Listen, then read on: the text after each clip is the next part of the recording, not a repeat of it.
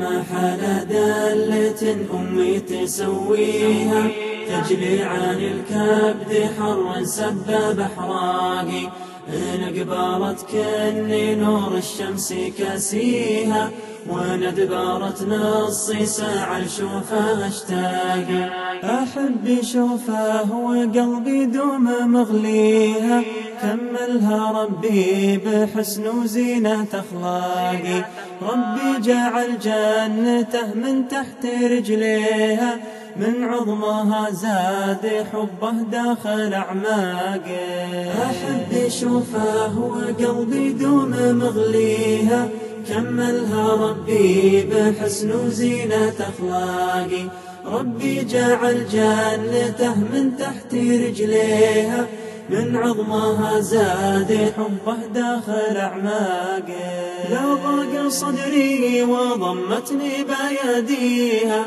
يا روحي ما أحس به في داخلي ضاقي لو روحي فدواه لها ماني مجازيها يا كيف أغطي بديني نور الإشراق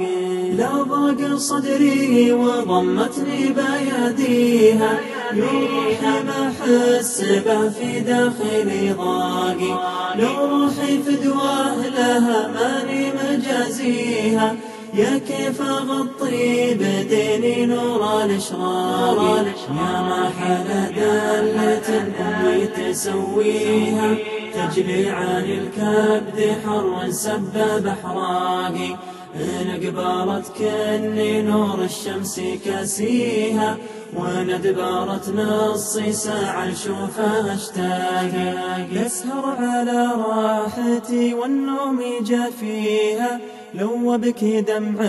بكى الدم من أشواقي حب صدوق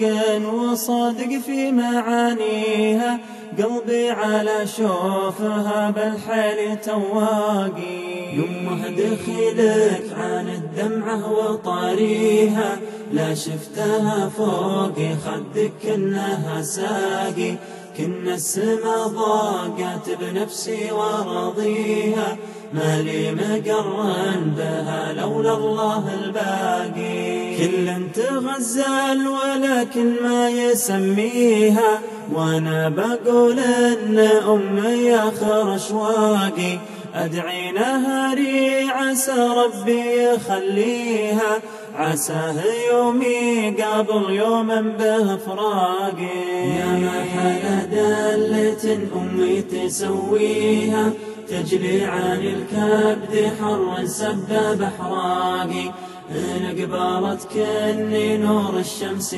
كاسيها وإن أدبرت نصي ساعة لشوفها أشتاقي وآخر كلامي يا مزعل أمك ارضيها إن كانك تخاف في يوم الساقي بالساقي ولا حياتك ندم لا تعدي ماضيها هذا كلام كتبت وجفت أوراقي يا ما حال دالة أمي تسويها تجلي عن الكبد حر سباب أحراقي إن أقبرت كني نور الشمس كاسيها وإن أدبرت نصي ساعة لشوفها أشتاقي